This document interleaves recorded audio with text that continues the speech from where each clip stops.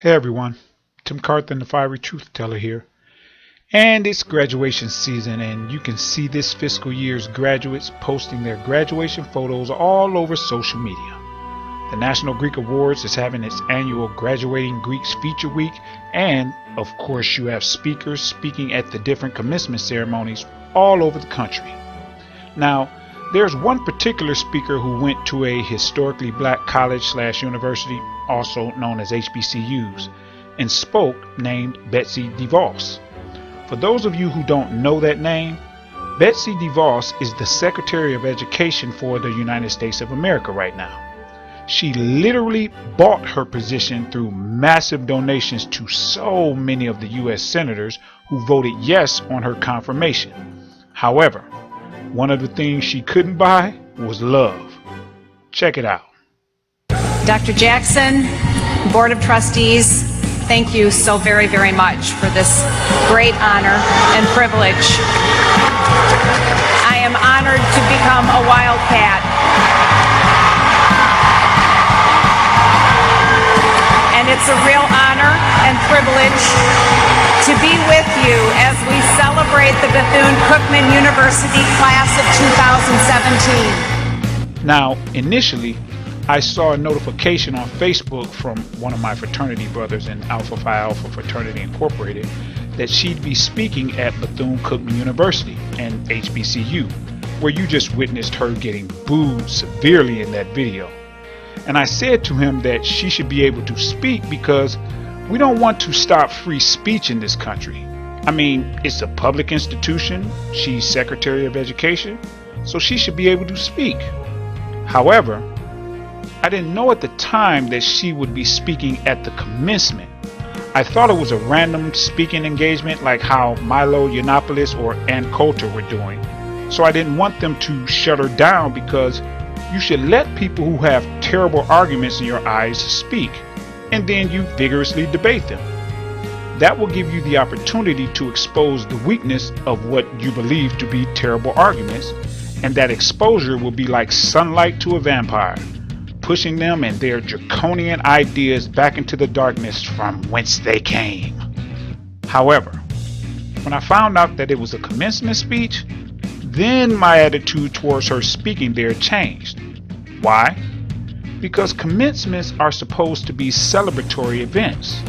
Remember, she is a serial public school privatizing billionaire who bought her way into the President of the United States cabinet, cares primarily about siphoning profit from public school funding through charter schools, and had the audacity to say that historically black institutions of higher learning were pioneers of school choice, using a line she drags out frequently to try and push for privatized, for-profit charter schools to describe the founding of HBCUs, as though aspiring collegians of color back then had true choice to either attend a predominantly white educational institution or not. No, they didn't. Why not? Because of this little thing called segregation. Mrs. DeVos, you're the U.S. Secretary of Education. Shouldn't you know the history of segregation in education? So, to bring someone in like Secretary DeVos to speak at this public institution for this type of celebratory event, especially after what she said about HBCUs, is, in my opinion, a lapse in good judgment, to say the least. That's like a slap in the face to all the students at BCU on their special, hard-earned day.